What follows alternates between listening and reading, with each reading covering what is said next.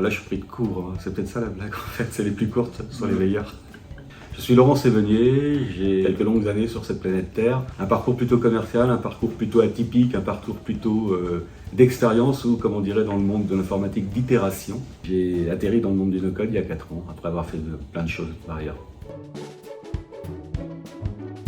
Une longue histoire en fait, puisqu'on s'est connus au tout début, en tout cas de l'histoire. En tout cas pour moi, je pense que je les ai connus au tout début, ils confirmeront par ailleurs. Ça fait 4 ans que j'utilise Axar au quotidien.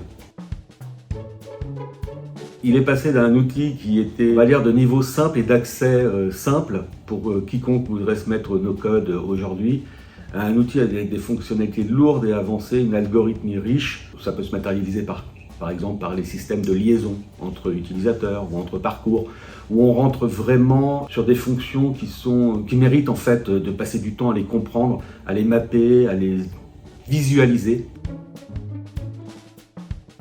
Parce que d'abord c'est un outil français et moi je suis très cocorico, donc ça c'est le premier point. Donc il mérite d'avoir sa place sur le marché et en plus il tient la route, c'est aussi important, c'est pas juste être fabriqué en France mais c'est aussi être capable de répondre à tout un ensemble de besoins.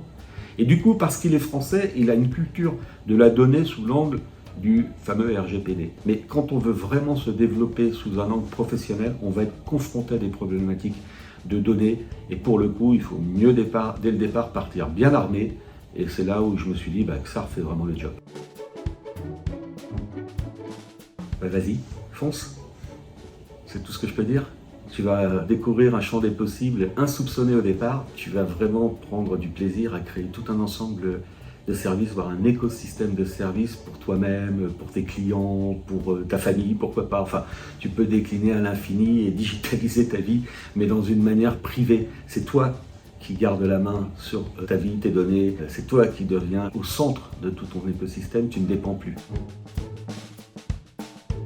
Parce que je cherchais d'abord un outil qui, comment dirais-je, m'affranchissait des SS2I, désolé pour elle. Parce que j'ai quand même une longue tradition dans le web. J'ai commencé à faire du web en 1996, une année que les moins de 20 ans ne peuvent pas connaître. Et du coup, j'ai fait pas mal de projets dans les années 2002 autour du web et à chaque fois on dépendait de développeurs, on dépendait de SS2I, c'était très pénible. Et moi, mon seul critère était de ne pas pouvoir dépendre d'une société qui mettait 15 jours à mettre un lien dans un bouton. Voilà. Donc du coup, j'ai cherché et j'ai contacté Benoît Marie par LinkedIn en lui disant voilà, je vais monter une conciergerie connectée. J'ai besoin d'un outil, mais c'est moi qui veux faire et je veux surtout pas m'abonner à une plateforme. Et c'est là où il m'a dit écoute, j'ai la solution pour toi. C'est comme ça que j'ai rencontré Xar dans ce contexte précis de monter une conciergerie de service. Je pense une bonne grosse quarantaine. Certaines d'entre elles sont très très lourdes, je pense notamment à une application qui ferait d'ailleurs sourire le CTO et le CEO de Xar. Un grand opérateur public que je ne nommerai pas, mais pour lequel je crois qu'il y a 150 personas et 1000 parcours, 15 000 champs, enfin un truc de ouf, quoi. Ou pardon, c'était ma petite réflexion de jeune de la soirée. On va dire si j'ai sur une moyenne de 20 personas par application, oui, je dois être à 800 personas. Ouais. Je dois être à, je sais pas, 4000 workflows si je ne me trompe pas dans mes calculs.